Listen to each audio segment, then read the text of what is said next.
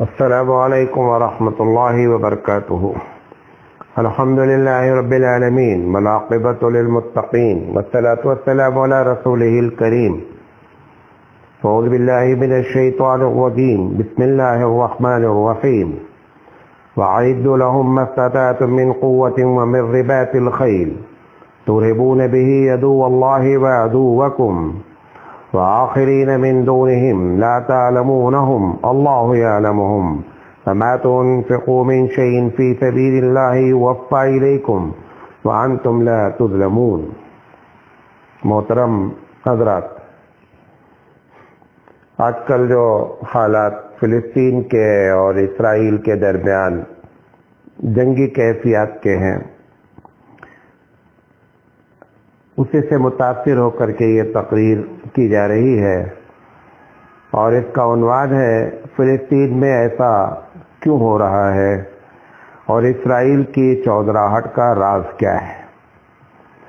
اللہ تعالیٰ سے ہم دعا کرتے ہیں کہ اللہ تعالیٰ ہمیں صحیح بات کہنے کی اور آپ کو صحیح بات سمجھنے کی توفیق عطا فرمائے۔ یہ جو میں نے آیت پڑھی ہے، یہ سورہ انفال کی آیت نمبر 60 ہے۔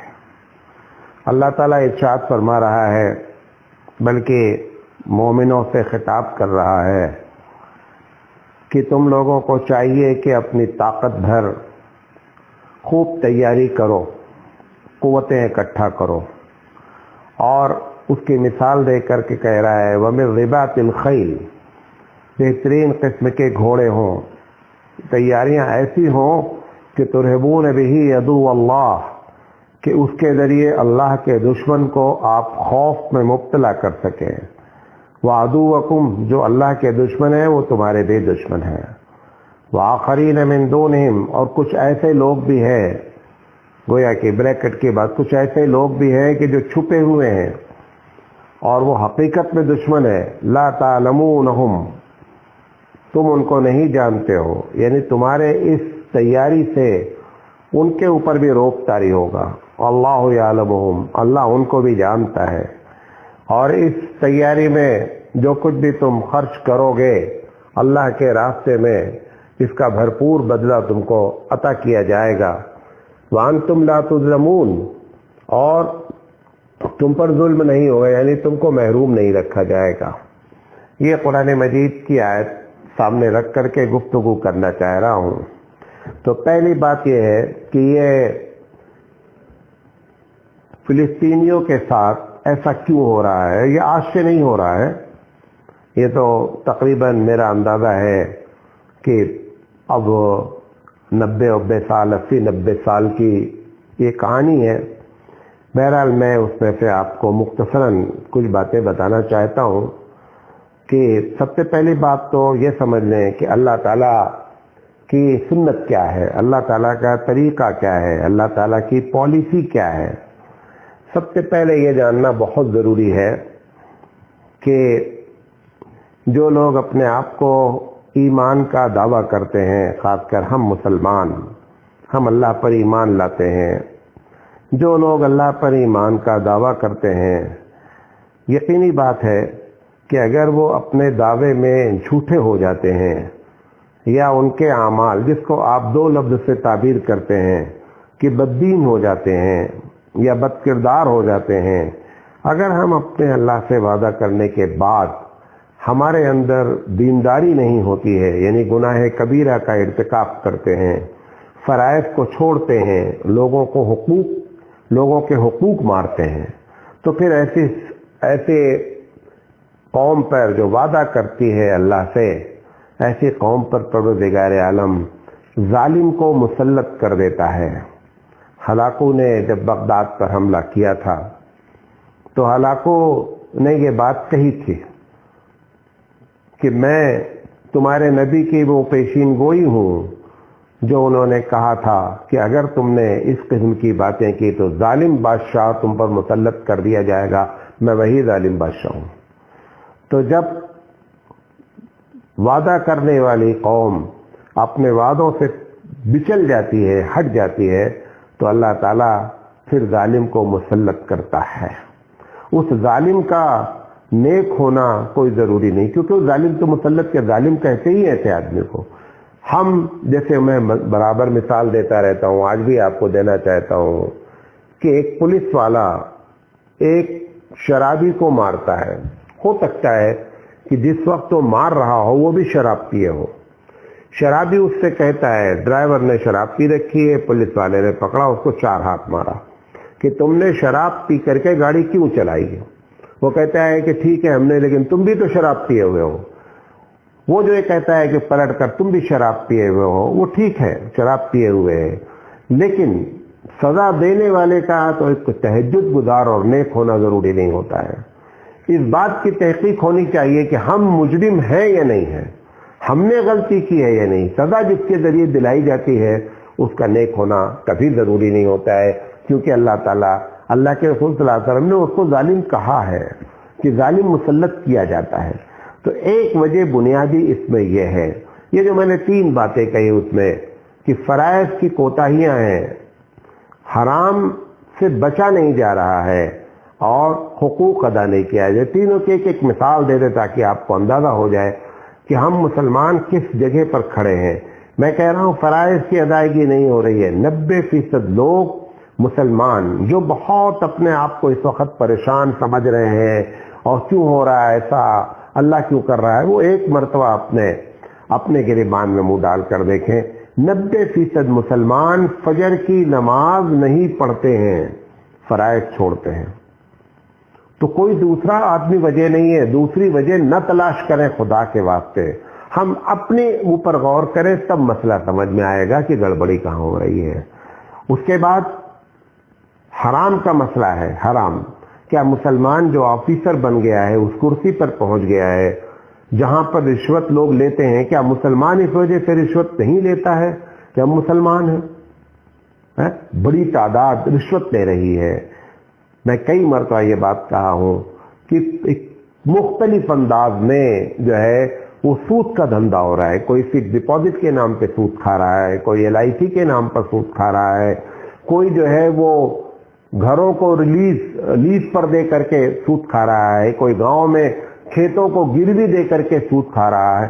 ایک بڑی تعداد، میں کہہ رہا ہوں شاید آپ کو اچھا نہ لگے، لیکن ایک بڑی تعداد مختلف انداز میں، اور کچھ ڈائریکٹ سود کھا رہے ہیں، کچھ ڈائریکٹ سود کھا رہے ہیں. ایک وہ لوگ جو مجبوری میں سود کھا رہے ہیں، جیسا حضور نے فرمایا ایک وقت ایسا آئے گا کہ آپ کتنا بھی بچنا چاہیں گے تو سود کا کم سے کم گردی، وہ میں نہیں کہہ رہا ہوں، میں ڈائریکٹ جس کو دنیا سود جانتی ہے، انٹرسٹ جسے کہتے ہیں، سود کھا رہی ہے. اور سود کا چھوٹا سا گناہ بھی ایسا ہوتا ہے گویا کہ آدمی نے اپنی ماں کے ساتھ زنا کیا. تو فرائض کا یہ معاملہ ہے، سود حرام کا یہ معاملہ ہے. حقوق 95% بھارت کے مسلمان، 95% بھارت کے مسلمان قرآن مجید کے مطابق اپنے والد کے مرنے کے بعد پراپرٹی کو تقسیم کرنے کے لیے تیار نہیں ہے. تو حقوق کا یہ عالم ہے، فرائض کا یہ عالم ہے. یہ معاملہ جو بگڑا ہوا ہے اس کی ایک بنیادی وجہ یہ ہوتی ہے، یہ اللہ کی پالیسی میں ہے. دوسری چیز جو ہمارے بس میں تھا، جو کرنا چاہیے تھا، وہ ہم نے نہیں کیا. یہ دنیا اسباب ظاہری پر چلتی ہے. ایک بچہ سیتا رام اس کا نام ہے یا جان نام ہے، وہ اگر محنت کرتا ہے تو یہ مطلب نہیں ہے کہ محمد احمد کو ہر حال میں فرسٹ کلاس کا رزلٹ آئے گا اور سیتا رام فیل ہو جائے گا. یہ اللہ تعالیٰ کی اس دنیا کی ترتیب ہی نہیں ہے. سیتا رام بھی فرسٹ کلاس ہو سکتا ہے، جان بھی فرسٹ کلاس ہو سکتا ہے اگر اس نے اسباب اختیار کیا ہے، اور محمد احمد فیل ہو سکتا ہے اس چکر میں کہ ہم مسلمان ہیں، کچھ بھی کریں پھر بھی ہم فرسٹ کلاس ہوں گے، تو یہ فیل ہو جائیں گے اور وہ رینک میں آ جائے گا، جیسا کہ آپ روزانہ دیکھ رہے ہیں. یہ اللہ تعالیٰ کا نظام نہیں ہے اس دنیا کا. اسباب ظاہری کو اختیار کرنے کی بنیاد پر پروردگار عالم اس دنیا کے ساتھ معاملہ کرتا ہے. مولانا مودودی علیہ الرحمہ ایک مرتبہ شاہ فیصل کی دعوت پر گئے تھے. آپ تو تقریروں میں مولانا مودودی کا نام سننا بھی پسند نہیں کرتے ہیں، ان کی بات ماننا تو بات کی بات ہے، یعنی ابھی اس کے بارے میں بھی بات کریں گے کہ کہاں معاملہ بگڑا ہوا ہے.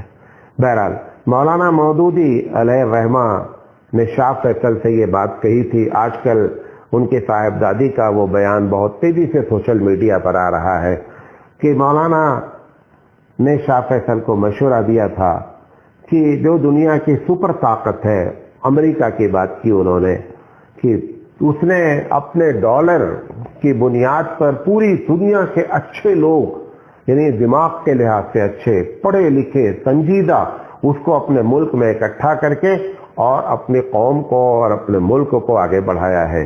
آپ کو بھی اللہ نے بہت ریال دیا ہے، ان سے زیادہ ریال ہے. اس وقت تو سعودی پیسے نہیں، سونا ابلتا تھا زمین سے، گویا اس وقت کی بات ہے. مولانا نے کہا کہ آپ بھی یہ کام کر سکتے ہیں، سپر پاور بن سکتے ہیں.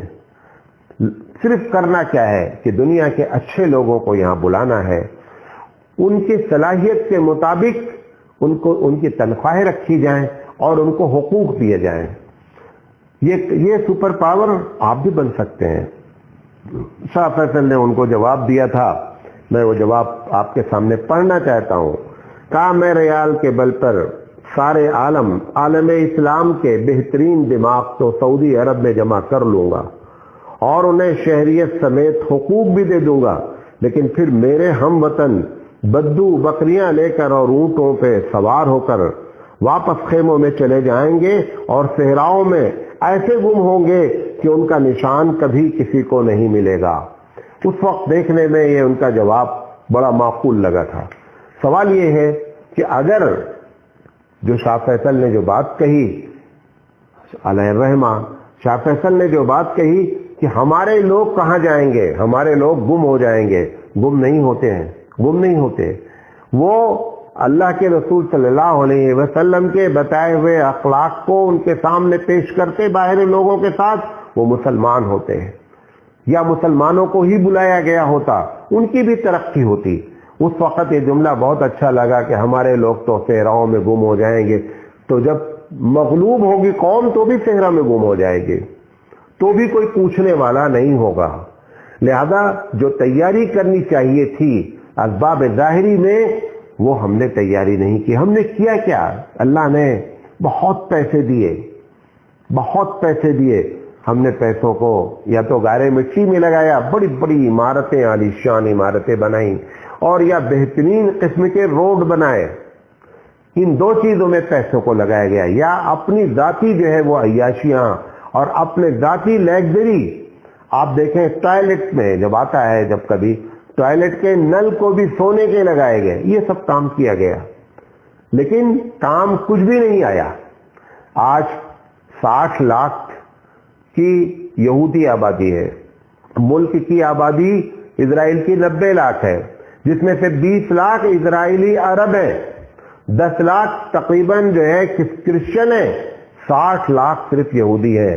60 لاکھ نے کیا کیا؟ میں ابھی اس کی بات کرنے والا ہوں. اس کا دوسرا ٹاپک وہی ہے کہ آخر اسرائیل کی چودراہٹ کا راز کیا ہے. آخر انہوں نے کیا کیا ایسا کہ 60 لاکھ 125 کروڑ پر بھاری ہو گئے. 1 کروڑ بھی نہیں ہے، 1 کروڑ بھی نہیں ہے، لیکن 125 کروڑ پر جو ہے وہ بھاری ہو گئے. کیوں؟ کیونکہ انہوں نے تیاری کی. ہم نے کیا کیا؟ ہم نے روڈ بنائی، ہم نے کھانے کھائے، ہم نے اپنی زندگی کو عیاشیوں میں گزارا اور خوب بلڈنگیں بنائیں. جو چیز جو کرنے کا کام تھا وہ ہم نے نہیں کیا. اگر ہم نے بہت کر دیا تو زیادہ سے زیادہ اپنے مسلک کی تبلیغ کر لی، مسجدیں بنا دی اپنے مسلک کی، مدرسے کھول دیے اپنے مسلک والوں کے، لیکن کام جو ہے نا وہ نہیں ہو سکا ہے جو کام اصل کرنا چاہیے تھا. قرآن مجید نے جو میں نے آیت پڑھی، اب اس کا ترجمہ سنیے اور غور کیجئے. اللہ کہہ رہا ہے مسلمانوں سے کہ لوگوں خوب تیاری کرو، خوب تیاری. اگر اس بنیاد پر کہ ہم مسلمان ہیں اور محض ایمان لانے کی وجہ سے ہم اس دنیا میں کامیاب ہو جائیں گے، تو اللہ تعالیٰ کو مسلمانوں کو یہ مشورہ اور یہ اپنی پالیسی بتانے کی ضرورت ہی نہیں تھی. کہہ رہا ہے کہ خوب تیاری کرو، وَأَعِدُّوا لَهُم مَّا اسْتَطَعْتُمْ، جتنی تمہاری سکت ہے اتنی تیاری کرو. خوب قوت اپنی اکٹھا کرو. قوت جب بھی اسلام کہتا ہے قوت اکٹھا کرو، قوت کی مثال دے رہا ہے کہ اس وقت گھوڑوں سے لڑائیاں ہوتی تھی. کہ گھوڑے مطلب کیا ہے کہ جدید سے جدید تر اسلحے خریدے جائیں, اسلحے رکھے جائیں, اس لیے کہ ظالم ظلم نہ کرنے پائے. عیاشی کرنے کے لیے اسلام حکومت نہیں چاہتا ہے. اسلام چاہتا ہے کہ ظالم کو ظلم نہ کرنے دیا جائے, لوگوں کے حقوق ملتے رہیں. اللہ کے بندے اللہ کے بتائے ہوئے قانون کے مطابق زندگی گزاریں. اس کے لیے پروردگار عالم نے یہ ترتیب بتائی کہ خوب تیاری کرو. اس کے بعد اللہ کہہ رہا ہے اتنی تیاری کرو ترہبون بہ عدو اللہ, وہ ظالم جو ہے نا, جو اللہ کا دشمن ہے, وہ تمہاری اس تیاری سے خوف کرے, تمہاری طرف آنکھ بھی نہ اٹھا سکے. کسی دنیا پر کسی پر ظلم ہو تو اس کو یاد آ جائے کہ ایک ایسی قوم بھی موجود ہے جو ظلم کو برداشت نہیں کرتی ہے اور ظالم کا پنجہ مروڑ سکتی ہے.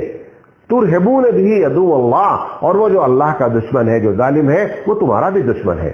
عدوکم, وہ تمہارا بھی دشمن ہے, اور جو ظاہری طور پر دشمن نہیں ہے اور اندر اندر تمہارے خلاف, یعنی اس طاقت کے خلاف جو ظلم کا پنجہ مروڑ سکتی ہے, اس کے خلاف اندر اندر جو سازشیں کرتے ہیں. اللہ تعالیٰ کہہ رہے ہیں وآخرین من دونہم, اس کے علاوہ بھی کچھ لوگ ہیں جو اندر اندر پلاننگ کرتے رہتے ہیں, کیونکہ حق تو کبھی بھی باطل ٹھنڈے پیٹ برداشت نہیں کرتا ہے. کہہ رہا لا تعلمونہم, تم ان کو نہیں جانتے ہو کہ وہ کون ہے جو اندر اندر پلاننگ, لیکن اللہ عالم الغیب ہے, اللہ یعلمہم, اللہ خوب جانتا ہے. اس لیے تم سے کہہ رہا ہے کہ یہ تیاریاں کرو تاکہ دنیا میں امن و امان برقرار رہے, دنیا اس ظلم سے بچائی جا سکے, دنیا میں لوگوں کے حقوق مل سکیں, اللہ کے بندے اللہ کی بندگی کرنے میں آزاد ہو جائیں. اللہ تعالیٰ کہہ رہا ہے, پھر کہہ رہا ہے کہ اس کے لیے خوب خرچہ کرو. خرچہ ہم کس میں کر رہے ہیں؟ خرچہ ہم کرتے ہیں مسجدوں میں کرتے ہیں, مدارس میں کرتے ہیں, مسجدوں کے سنگ مرمر لگائے جاتے ہیں, مسجدوں کو خوب ڈیکور کیا جاتا ہے. مسجدوں میں حالانکہ جس وقت اسلام سپر پاور تھا اس وقت ہو سکتا ہے کہ مدینہ کی مسجد نبوی جو ہے نا وہ کچی اینٹوں کی دیواروں سے بنی ہوئی تھی, لیکن تیاری کیسے تھی؟ تیاری ایسی تھی کہ دشمن اللہ کے رسول صلی اللہ علیہ وسلم اور ان کے بعد کے لوگوں کے بارے میں سوچ کر کے کانپ جاتا تھا. کہتے تھے حضرت خالد بن ولید کہ میں ایسی فوج اپنے ساتھ رکھتا ہوں کہ تم کو جتنا شراب عزیز ہے اتنا ان کو موت عزیز ہے. آنکھ دکھلانے سے پہلے اور پنجہ لڑانے سے پہلے اس بات کو سوچ لینا کہ تم کس سے ٹکر لینے جا رہے ہو, اس بات کا خیال رکھنا. تو یہ تیاری جو ہونی چاہیے تھی وہ تیاری نہ کر کے اس کے الٹی تیاری کی گئی. میں اکنامکس کا اسٹوڈنٹ ہوں, میں نے BA تک الحمدللہ اکنامکس بھی پڑھی ہے.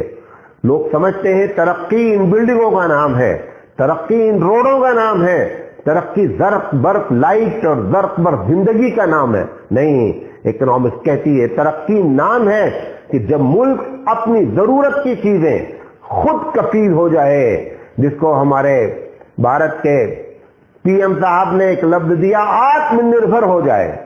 یہ ایک الگ بات ہے, وہ کتنا آتم نربھر ہے وہ ایک الگ مسئلہ ہے, لیکن آتم نربھر ہونا, اپنے اوپر اپنی ضروریات زندگی کو خود پیدا کر لینا, تب جا کر کے معلوم ہوتا ہے کہ وہ ملک ترقی یافتہ ہے. ان روڈوں سے اور ان لائٹوں سے جو ہے نا ملک کی ترقی نہیں ہوتی ہے. یہ بہت بڑی غلط فہمی ہماری ہے کہ ملک کی ترقی ان لائٹوں سے ہوتی ہے. یہ دوسری بنیادی وجہ ہے کہ معاملہ ہمارے ساتھ ایسا کیوں ہو رہا ہے. یہ ایک الگ بات ہے کہ اس چھوٹے سے علاقے میں ان مجاہدین اور ان ماں اور ان بہنوں کو سلام کرتے ہیں. ہمارے یہاں ایک جملہ بول رہا ہوں, غور سے سنیے گا. ہمارے یہاں جب لڑکا پیدا ہوتا ہے تو ہم اس لیے خوش ہوتے ہیں کہ یہ بچہ پیدا ہو کر کے ہماری لاٹھی بنے گا, ہم کو کما کے کھلائے گا. لیکن نیل علاقوں کی مائیں جب نرینہ اولاد پیدا ہوتی ہے تو اس لیے خوش ہوتی ہے کہ یہ بچہ قبل اول کی حفاظت کرے گا. دونوں میں زمین آسمان کا فرق ہے. ہم اپنی ذات کے لیے خوش ہوتے ہیں, وہ اس بات پر مائیں خوش ہوتی ہیں. اسی لیے ان کے یہاں شہادت ہوتی ہے, موت کا وقت متعین ہے, ان شہادت پر وہ اتنا غمگین نہیں ہوتی جتنا آپ غمگین ہوتے ہیں، کیونکہ آپ کے نزدیک اور ہمارے نزدیک بچہ ہمارا لاٹھی تھا اور لاٹھی ٹوٹ گئی، نہیں، ان کو اس بات پر فخر ہوتا ہے کہ ہمارے بچے نے جان دی تو قبلہ اول کی حفاظت کے لیے جان دی ہے۔ دونوں کی سوچ میں زمین آسمان کا فرق ہے، زمین آسمان کا فرق ہے۔ میں ان لوگوں کو سلام کرتا ہوں، لیکن میں عالمی سطح پر جو بات کرنا چاہ رہا ہوں کہ ایسا کیوں ہو رہا ہے، اس پہ آپ سنتے جائیے۔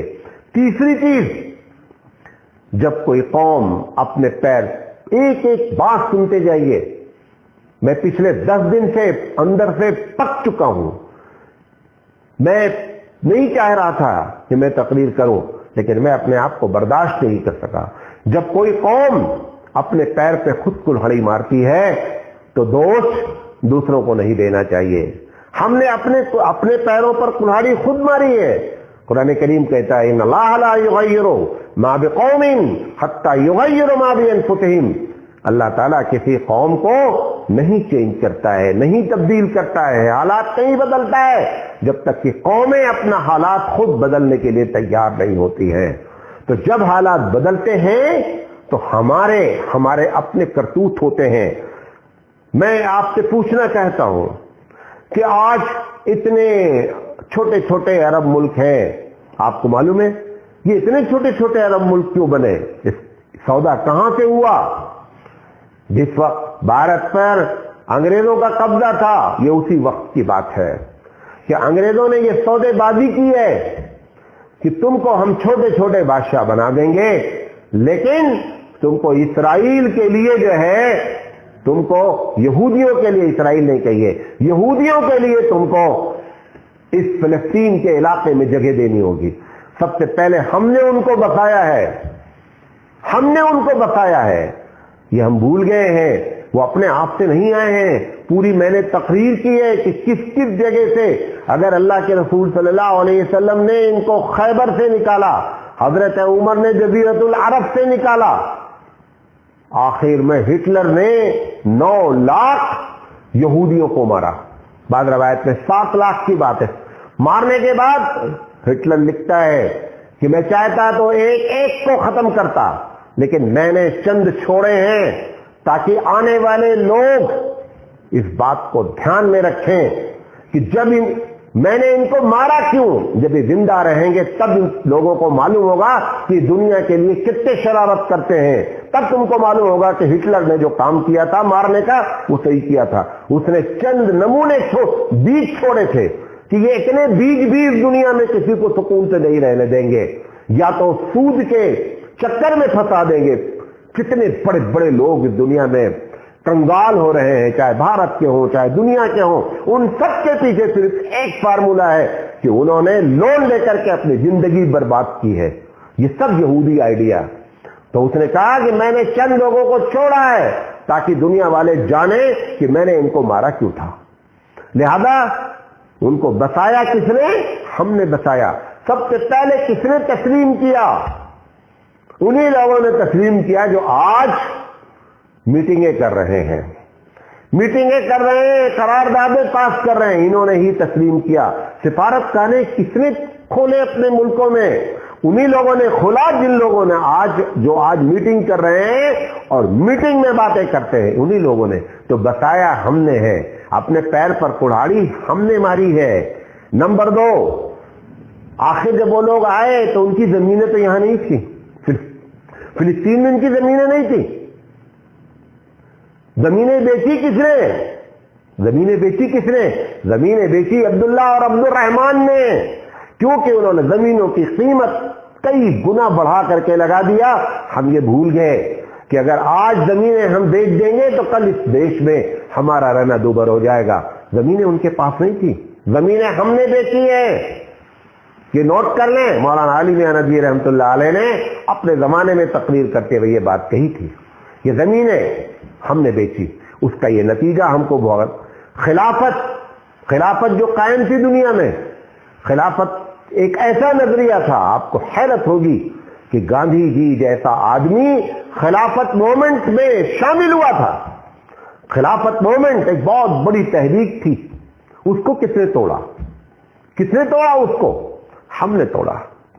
شیخ الہند رحمت اللہ علیہ نے جب یہاں انگریزوں نے ان کا جینا دوبھر کیا تو شیخ الہند رحمت اللہ علیہ نے ہجرت کی۔ شیخ الہند کو کس نے پکڑوایا؟ شیخ الہند کس کے پکڑوانے پر جو ہے مالٹا کی جیل میں ڈالے گئے؟ یہ سب ہم نے کیا ہے۔ اس مسئلے کو کبھی بھی اسرائیل اور مسلم مسئلہ نہیں بننے دیا گیا۔ ہمیشہ آج بھی ایک بہت 4 منٹ کی عربی تقریر ایک صاحب کی بہت ہی وائرل ہو رہی ہے، اس پہ بھی وہ کہہ رہے ہیں فلسطین عرب ہے، ٹھیک ہے، مسلمان کہنے کے لیے تیار نہیں ہے۔ اللہ عرب کا ساتھ دینے کا وعدہ نہیں کیا ہے، اللہ نے مسلمانوں کا ساتھ دینے کا وعدہ کیا ہے۔ جب یاسر عرفات زندہ تھے اور جب یاسر عرفات نے بھارت کا دورہ کیا تھا، میں اس وقت مولوی کی تعلیم حاصل کر رہا تھا، اس وقت مجھے معلوم ہے کہ ہمارے بڑے علماء نے یاسر عرفات سے یہ بات کہی تھی کہ آپ اس مسئلے کو عرب اور اسرائیل مسئلہ نہ قرار دیں، بلکہ اس مسئلے کو مسلمان اور یہودی مسئلہ قرار دیں۔ لیکن اس مسئلے کو جو آج بھی بات کی جا رہی ہے عرب اور اسرائیل مسئلہ نہیں ہے، یہ بیت المقدس عرب کی بپوتی یا عرب کی جاگیردار نہیں ہے، عرب اس کے جاگیردار نہیں ہے۔ بیت المقدس امت مسلمہ کا سرمایہ ہے، امت مسلمہ کا قبلہ اول ہے، لہذا یہ وہ بنیادی چیزیں ہوئی ہیں کہ ہم نے اپنے پیروں پر کلہاڑی ماری، جس کا آج نتیجہ ہم بھگت رہے ہیں۔ یہ ہماری تقریر کا پہلا حصہ ہے، انشاءاللہ زندگی رہی تو ہم کل آپ سے بات کریں گے، اس کے دوسرے حصے پر بھی بات کریں گے۔ وآخر دعوانا ان الحمدللہ رب العالمین۔